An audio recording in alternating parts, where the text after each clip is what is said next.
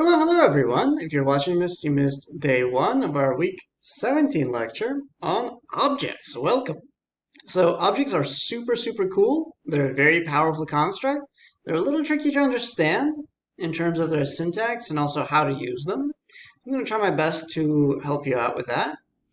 We're also going to talk about something called object-oriented programming, although I don't expect you to fully grasp that idea because there's an entire class called Programming 2 in our school that's entirely focused on that. But I do want to at least sow the foundation or give you some ideas for what that entails. And then there's an assignment, 110101. I will be going over that as well. So, suppose you're an FBI agent, you want to keep a knowledge base on a bunch of people. How would you do it? Well, if we were using what we learned in class so far, we might be tempted to make a bunch of lists. The problem with that is you have to maintain all of those lists lined up. That is to say, the element in the first slot of the name list has to be the name that corresponds to the date of birth in the first slot of the date of birth list that corresponds to the social security number in the social security number list, and so on and so forth. It's very easy to make a mistake. Let's say we delete something from one list, but not every other list. Well, now that list is no longer aligned with the information that's stored everywhere else. So you can run into a huge problem. So what do we do instead? We want to avoid these kinds of issues. Also, maybe we want to keep more information on some people than others. We don't want to make extra lists.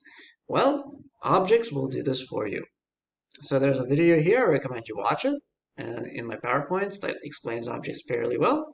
I'll also show you a demonstration right now. So an object is a data type that has properties. Think of a car. What properties does a car have? It has a color, a size, a type, a make, a model. All of those are properties. So the way you declare an object is much like you would declare a list. Let's say we were making a list, right? We would say var list equals square brackets. Square brackets tell your computer, hey, this is going to be a list. Well, we don't want a list, we want an object. So I'll say var object is equal to, and the way you define an object is you use curly braces.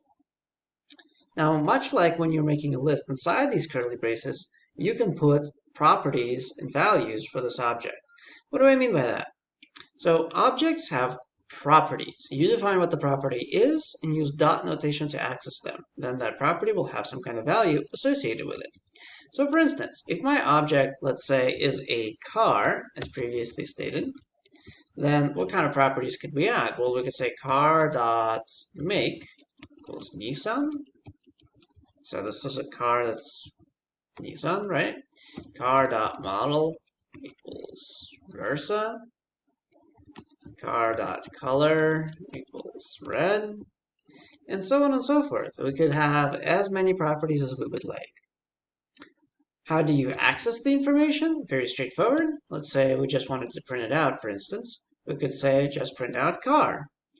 If I do that, you'll see that if I hit run, you see that it's an object and it has all of these various properties and these are their values.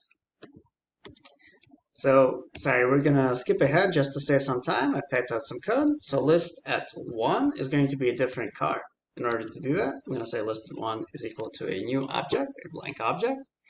And then I'll give it the same kinds of properties, .make, .model, .color. If I then console.log the list, what am I going to get? I'm going to get a list that contains 2 objects. Inside each of those objects, we see a make, a model, and a color. So this is useful because I could potentially refer to a specific element of the list, a specific car, like so.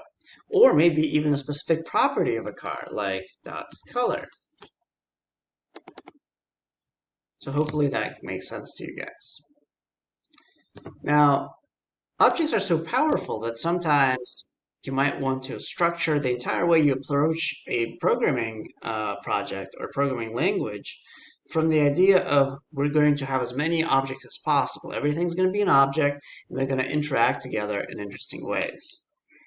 There are some concepts that are required for us to understand fully what's going on here that we haven't covered in the class, but I do want to kind of introduce the four major pillars that hold up object-oriented programming, at least in broad strokes. So encapsulation is one. Encapsulation means that data is protected within each object. So you can't just go into an object and change what it's holding. You have to use some other ways to get in, some ways that the object expects you to interact with it. This is nice because it protects your data from being changed while an operation is happening. It makes sure everything is working nice and smoothly and is overall a good standard to have. Abstraction. You guys know all about this one. An object does some kind of job. You don't know how it does it. You just know that it does. Inheritance means if you have a parent object that you've already written some code for, and you have an object that's a little more specific that just needs a little bit more information to define it, then you don't have to rewrite everything. You can have an object inherit information from a previous predecessor. For instance, a fruit could have all kinds of properties, and the banana would have a few more. You don't need to rewrite everything the fruit had for banana. You just say it inherits everything from fruit, and then you give it the extra information. And then last but not least, polymorphism means that you can rename certain things, and the most up-to-date or most specific name is what will or information will be used when you refer to that name. We've seen an example of this or a similar idea. Remember when I told you guys to never make a variable with the same name as a global one inside a function because it would overwrite it.